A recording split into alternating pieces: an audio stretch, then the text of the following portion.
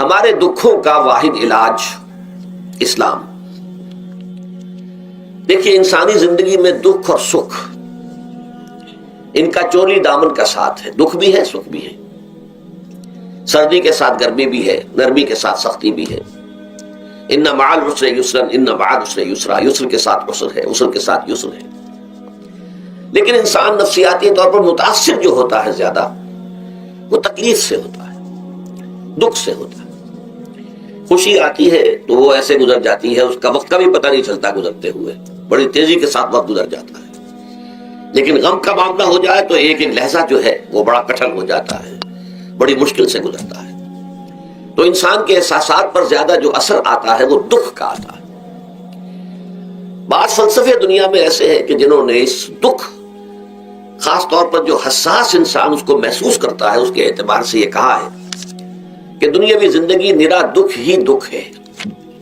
آپ کو معلوم ہے کہ تعداد انسانوں کی بہت بڑی تعداد ہے جو بدھ مت کی پیروکار ہے، اور بدھ مت کا کلمہ طیبہ یہ ہے، یعنی یہ ان کا اصل الاصول ہے، جیسے ہمارے دین کا اصل الاصول ہے لا الہ الا اللہ محمد رسول اللہ، کلمہ طیبہ۔ ان کا جو کلمہ طیبہ ہے وہ یہ سروم دکھم، سب دکھ ہی دکھ ہے، سب مصیبت ہی مصیبت ہے۔ انسانی زندگی جو ہے وہ تو صرف دکھوں سے اور تکلیفوں سے عبارت ہے۔ اسی کو غالب نے بھی کہا ہے، آپ نے یہ شعر بھی غالب کا میں نے بہت سے دروس میں سنا ہوگا کہ قید حیات و بند غم اصل میں دونوں ایک ہیں۔ یہ قید حیات ہے، ابھی آپ حدیث سن رہے تھے الدنیا سجن المومن، مومن کے لیے یہ دنیا کی زندگی جو ہے جیل خانہ ہے، یہ قید ہے، قید حیات۔ جیسے جیل میں آدمی اپنی مرضی سے نہیں جاتا، بھیجا جاتا ہے، اپنی مرضی سے نہیں نکلتا بلکہ نکالا جاتا ہے۔ اسی طرح لائی حیات آئے قضا لے چلی چلے، اپنی خوشی سے آئے نہ اپنی خوشی چلے۔ تو دنیا کی زندگی جو ہے وہ واقعتاً ایک اعتبار سے قید خانہ ہے۔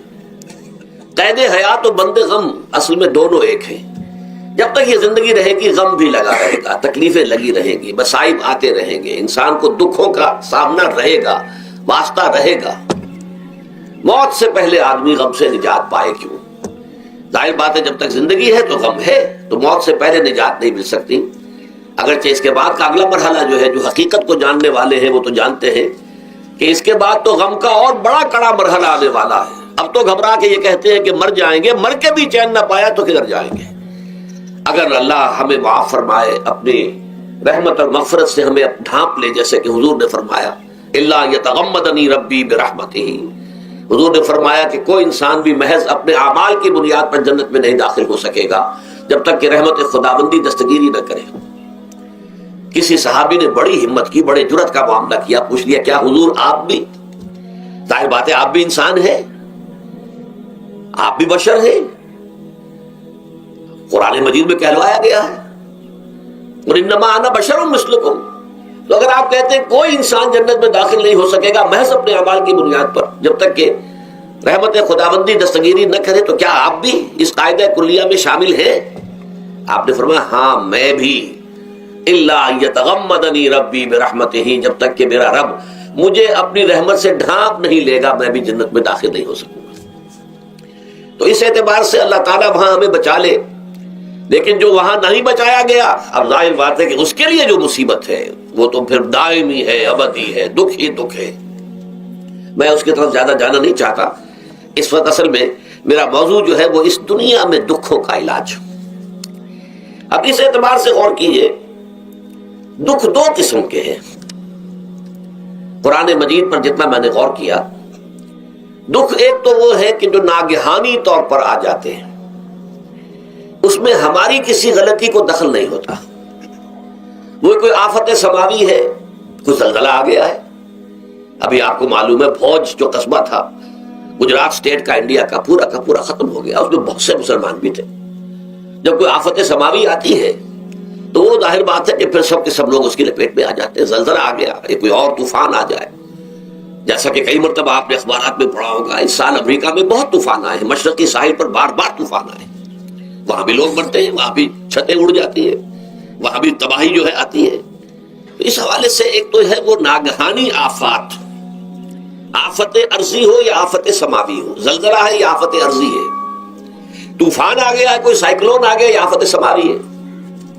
یا کوئی آسمان سے بڑا سا پتھر آ جائے. آپ کبھی کبھی اخبارات میں پڑھتے ہوں گے کہ ایک بڑی چٹان پاس سے گزر گئی, بہت بڑی خلائی چٹان جو ہے زمین کے قریب سے ہو کر گزر گئی, زمین بچ گئی, ورنہ اگر وہ زمین سے ٹکرا جاتی تو نہ معلوم کتنا بڑا یہاں پر تباہی کا معاملہ ہوتا تھا. بڑے بڑے جو ہے شہاب گرتے رہے زمین کے اوپر, بڑی بڑی تباہیاں آتی رہی ماضی میں. تو ایک تو یہ ہے, اور ان میں بھی تقسیم کیجئے یہ ناگہانی تکلیف, ناگہانی مصیبت, یا کوئی آفت سماوی یا آفت ارضی, اس کی بھی پھر دو قسمیں ہو گئی. ایک وہ کہ جو افراد کو متاثر کرتی ہے انفرادی سطح پر. آدمی سڑک پر جا رہا تھا, پیچھے سے آ کر کسی گاڑی نے ٹکر ماری, گر گیا, ٹانگ ٹوٹ گئی. اب ظاہر بات ہے کہ اس میں اس کا کوئی قصور نہیں ہے, یہ اللہ تعالیٰ کی طرف سے بات آ گئی ہے. یا یہ کہ کوئی اگر اجتماعی سطح پر آیا, جیسا کہ زلزلہ ہے, یا جیسا کہ کوئی سائیکلون ہے, کوئی بڑا طوفان ہے, بہت بڑے فلڈز آ گئے ہیں. اس وقت بھی موزمبیق میں بہت بڑا فلڈ آیا ہوا ہے, ساؤتھ افریقہ میں, اور افریقہ میں پچھلے سال بھی بہت بڑا فلڈ آیا تھا, بڑی تباہی آئی تھی, آ رہا. تو یہ آفت سماوی یہ ظاہر بات ہے کہ اجتماعی سطح پر آتی ہے, بڑی بڑی مقدار میں, تعداد میں لوگ متاثر ہوتے ہیں, لاکھوں لوگ بے گھر ہو جاتے ہیں, ہزاروں آدمی مارے جاتے ہیں. تو پہلی شکل جو ہے دکھ کی, جیسا کہ میں نے عرض کیا, وہ ناگہانی دکھ, کوئی آفت ارضی, کوئی آفت سماوی, خواہ وہ انفرادی ہو خواہ اجتماعی. اس کے ضمن میں کیا علاج ہے؟ ظاہر بات ہے کہ اس کا علاج یہ تو نہیں ہو سکتا کہ آپ اس کو ختم کر سکیں. انگریزی کا ایک محاورہ ہے, what cannot be cured must be endured. جو چیز جو ہے جس کا علاج نہیں ہو سکتا وہ تو برداشت کرنی پڑے گی. بعض بیماریاں بھی ایسی ہیں, ڈائبٹیز ہو گئی ہے, شوگر کا مرض ہو گیا, ڈاکٹر آپ کو بتائے گا کہ بھائی اب یہ مرض جائے گا نہیں, اب آپ کو اس مرض کے ساتھ ہی اپنے آپ کو ایڈجسٹ کر کے اپنی غذا وغیرہ اس کے مطابق طے کر لیجیے, ورنہ یہ کہ یہ نہ سمجھیے کہ یہ مرض چلا جائے گا. تو what cannot be cured must be endured.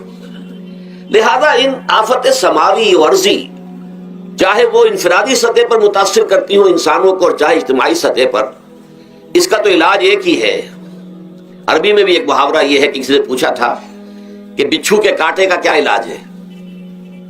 البکاء الی الصباح, رات کو اگر کاٹا ہے کسی بچھو نے تو روتے رہو صبح تک, یہ علاج ہے, اس کا اور کوئی علاج ہے ہی نہیں. تو جو چیز لا علاج ہے اسے برداشت کرنا.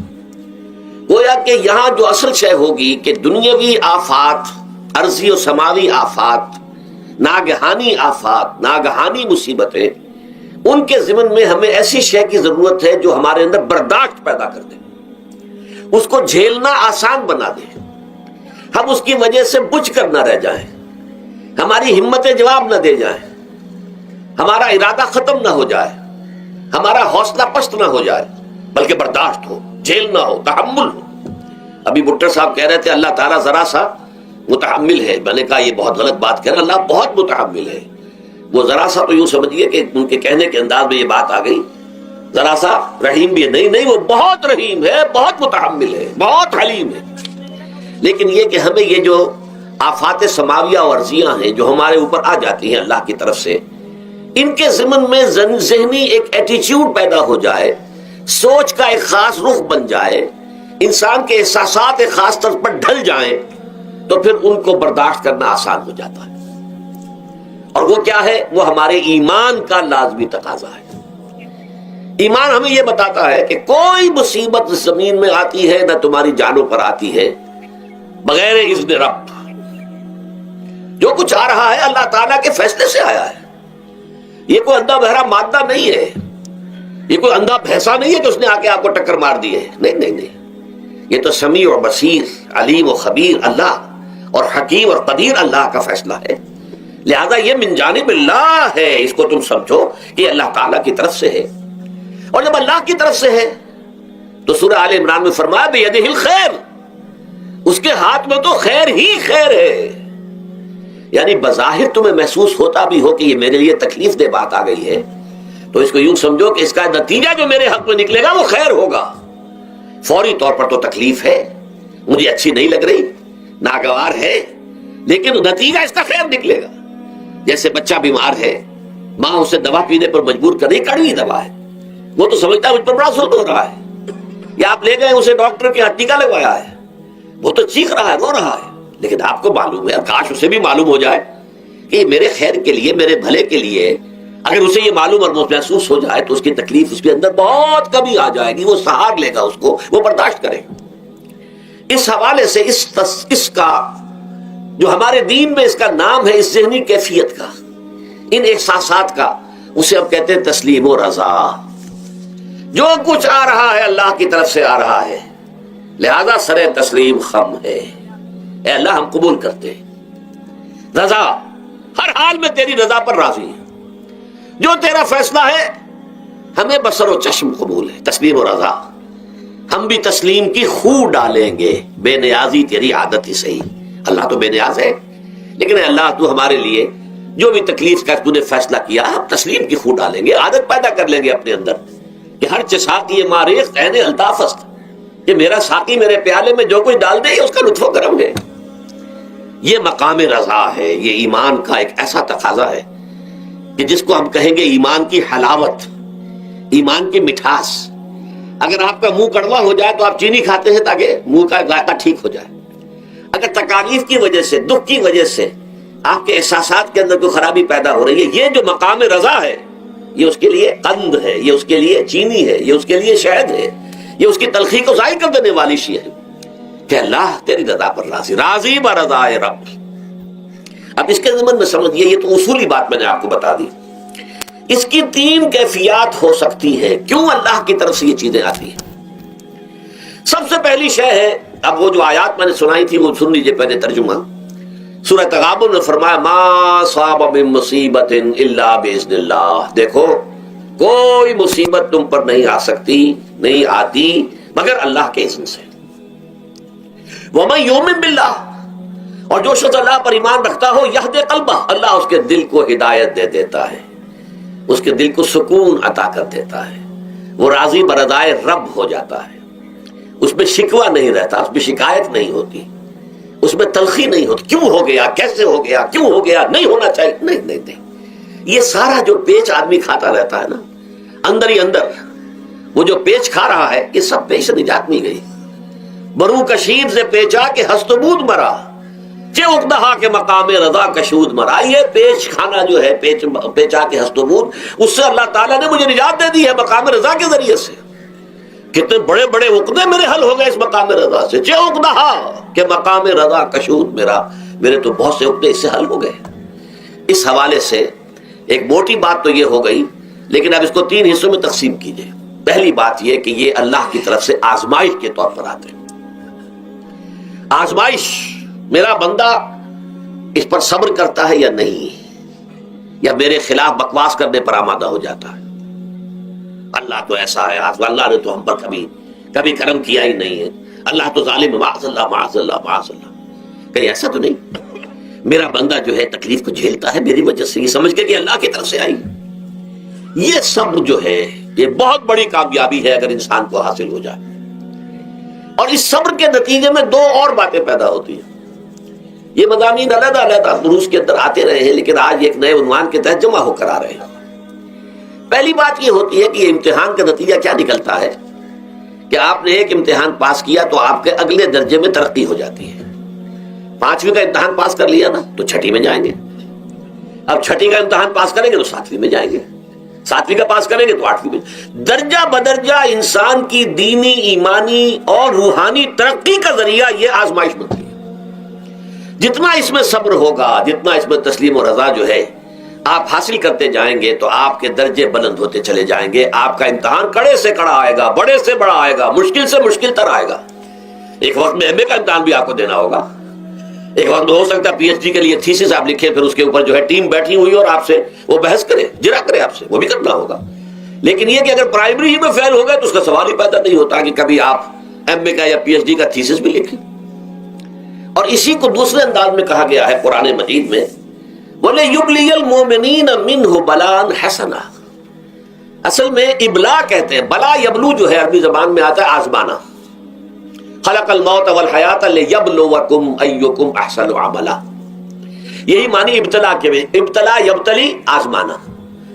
ابلا یبلی جو آتا ہے باب افعال سے، اس میں آتا ہے کسی کو کسی تکلیف میں ڈال کر اس کو نکھارنا، کہ اس کا جوہر نکھر جائے، اس کے اندر جو خیر ہے وہ اور چمک جائے، لوگوں کو بھی معلوم ہو جائے کہ یہ شخص اس مقام کا اہل ہے، اس کے اندر یہ صلاحیت ہے، اس میں یہ قوت موجود ہے، تو یہ گویا کہ اہل ایمان کی صلاحیتوں کو نکھارنے کے لیے اور ان کے درجات کی ترقی کے لیے بھی اللہ تعالیٰ دنیا کے اندر یہ مصیبتیں اور امتحانات جو ہیں آزمائش کے حوالے سے افراد پر بھی اجتماعی طور پر بھی لاتا ہے۔ اور ایک اس کا اور بھی ہے، اہل ایمان پر اس طرح کے ابتلاء و آزمائش کی ایک نوعیت اور بھی ہے، اور وہ یہ ہے کہ جو بھی آپ سے غیر ارادی طور پر یا یہ کہ آپ نے کوئی گناہ ارادی طور پر بھی کر لیا، اللہ تعالیٰ اس کی سزا اسی دنیا میں دے کر آخرت کی سزا سے محفوظ کر دیتا ہے۔ گویا کہ اس سے بڑا خیر کیا ہوگا؟ یہاں کی سزا کیا ہے؟ جھیل لی آپ نے، بخار آ گیا، ٹانگ ٹوٹ گئی، چلیے 3 مہینے آپ بستر پر پڑے رہے نا، اور کیا ہوا؟ کچھ نہیں۔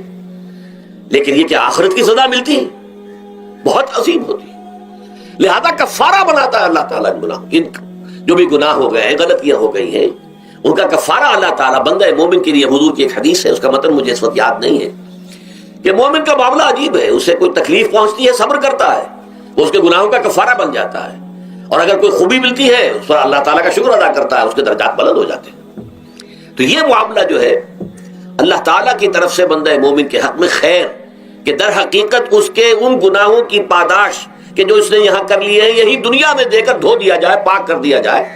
جیسے آپ کو معلوم ہے دھوبی جو ہے کپڑے کو بھٹی میں چڑھاتا ہے، گرم پانی میں ڈالتا ہے کہ ڈالتا ہے تاکہ اس کا میل نکلے، اس کے آگے پٹکتا بھی ہے ذرا اس کو تاکہ وہ میل اچھی طرح چھٹ جائے اس سے۔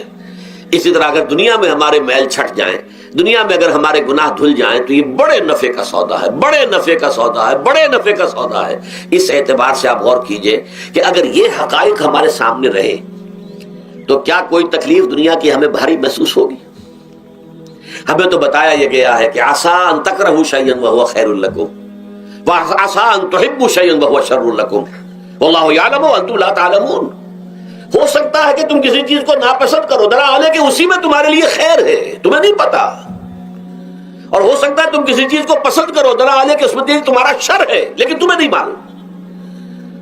اللہ یعلم وانتم لا تعلمون، اللہ جانتا ہے تم نہیں جانتے۔ اس حوالے سے سپردم بدو مایا خیشرا تدانی حساب کم و بیشرا، اے اللہ، اس کو کہتے ہیں تفویض۔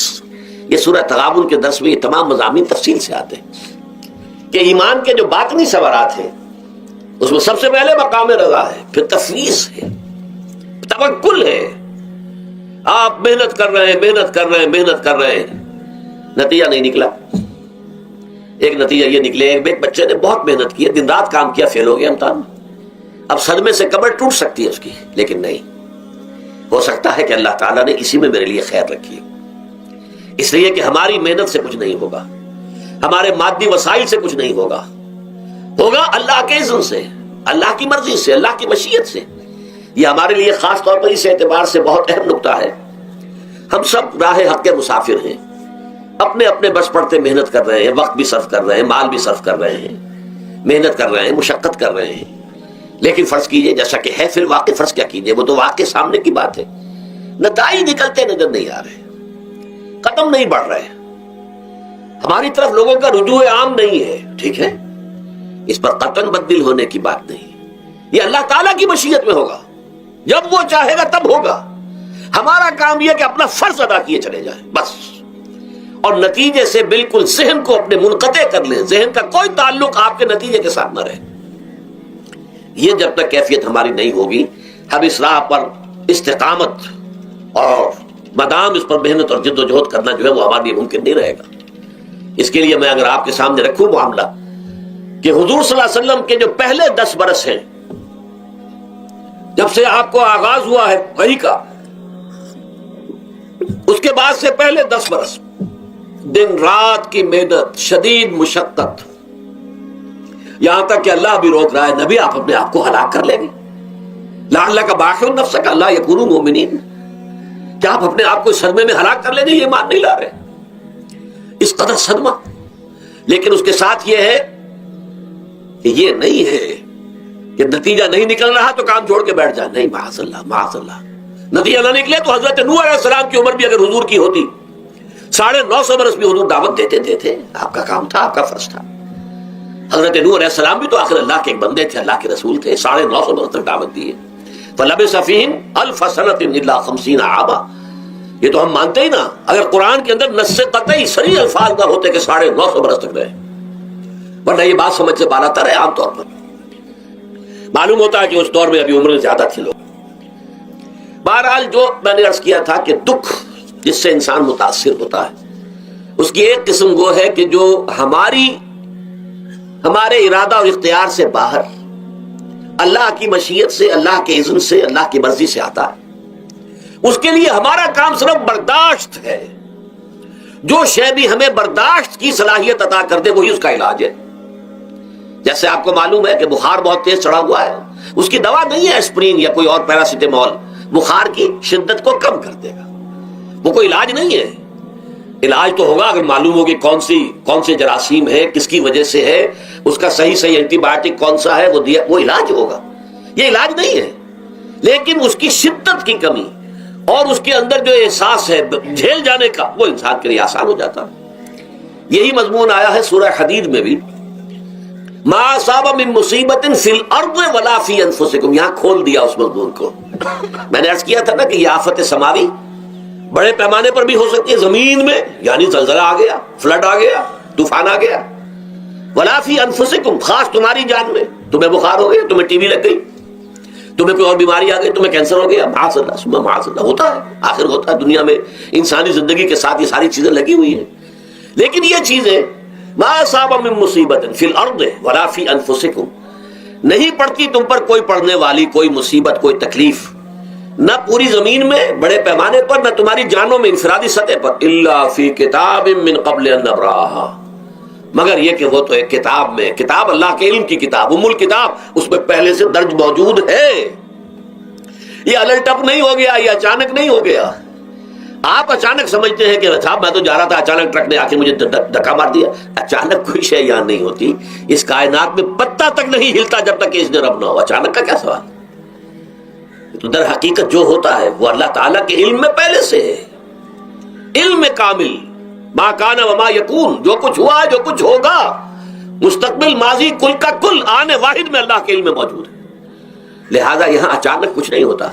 جو بھی آیا ہے اللہ کے اذن سے آیا ہے, اور یہ پہلے سے اللہ کے علم کے اندر موجود تھا, لکھا ہوا تھا. الا فی کتاب من قبل ان نبراها ان ذلک علی اللہ یسیر. یہ تمہیں تو مشکل نظر آئے گا لیکن اللہ پر بڑا آسان ہے. اللہ کا علم کامل, ما کانا ما یکون کو حاوی ہے. لکہ لا تاسوا علی ما فاتکم, تاکہ تم افسوس نہ کیا کرو ان چیزوں پر جو تم سے چھوٹ جائیں, جاتی رہیں, چھن جائیں. کوئی موقع تھا ہاتھ سے نکل گیا, کوئی دولت تھی اس پر ڈاکہ پڑ گیا, کوئی اور مصیبت ہے وہ آ گئی, کوئی عزیز فوت ہو گیا, اکلوتا بیٹا تھا فوت ہو گیا, وغیرہ وغیرہ. ما فاتکم, فات سے ہی فوتیدگی ہے نا. جو شے بھی نکل جائے, چلی جائے, ہاتھ سے جاتی رہے, چاہے وہ کوئی آپ کا عزیز تھا جو فوت ہو گیا تو آپ کے ہاتھ سے نکل گیا, یا کوئی مال تھا جو آپ کے قبضے سے نکل گیا, ڈاکہ پڑ گیا, چوری ہو گئی, نقصان ہو گیا کاروبار میں بہت بڑا, اس پر افسوس نہ کیا کرو. اگر افسوس کرو گے تو اس کا مطلب کیا ہوگا کہ تمہیں اللہ پر اعتماد نہیں ہے, یا تم سمجھتے ہو کہ اللہ کے سوا بھی کوئی ہے جو یہ کام کر سکتا. کائنات میں تو ایک ہی کی مرضی چلتی ہے, وہ ہے اللہ. لہذا اگرچہ وہ کسی کے ذریعے سے تکلیف آپ کو پہنچی ہے, کسی نے آپ کو پتھر مارا ہے, وہ پتھر ہو سکتا ہے آپ کو نہ لگتا, لگ گیا ہے تو اللہ کے فیصلے سے لگا ہے. اس کا باپ بھی نہیں پتھر مار سکتا آپ کو اگر اللہ کا اذن نہ ہو. لہذا آپ پتھر مارنے والے کو بھی مجرم سمجھیے, ٹھیک ہے, اس سے بھی قصاص لینے کا آپ کو حق ہے, لیکن یہ جان لیجئے کہ جو آیا ہے پتھر وہ اذن رب سے آیا ہے. اب ظاہر بات ہے کہ اگر یہ کیفیت ہوگی تو غصہ اتنا نہیں ہوگا اس شخص پر کہ جس نے یہ کام کیا ہے, بلکہ ہو سکتا ہے آدمی مسکرا کے رہ جائے. جیسے کہ وہ میں واقعہ سناتا رہا ہوں اپنے دروس میں کہ ایک درویش مرش آدمی جا رہا تھا, جو رب کرے سو ہو, جو رب کرے سو ہو, جو رب کرے سو ہو. کسی شخص نے پتھر اٹھا کر دے مارا, اس کے سر پہ لگ گیا کہ اس نے پیچھے پلٹ کر دیکھا کس نے مارا ہے.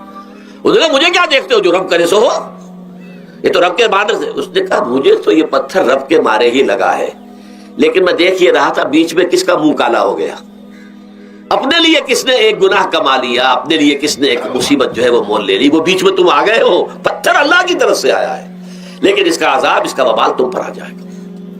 بہرحال یہ تو میں نے عرض کیا آپ کے سامنے, وہ چیزیں کہ جو آ جاتی ہیں, وہ تکالیف, وہ مسائل جو اللہ کی طرف سے من جانب اللہ ہے, اس میں آپ کسی کو مورد الزام نہیں ٹھہرا سکتے, وہ آپ پر آ گیا. دوسری تکلیفیں وہ ہے جن کے لیے فارسی میں کہتے ہیں خود کردہ، اپنے ہاتھوں جو مصیبتیں آتی ہیں۔ اس کے لیے میں نے آپ کو سورہ شورى کی آیت سنائی ہے، ما اصابکم من مصیبت فبما کسبت ایدیکم ویعفو عن کثیر۔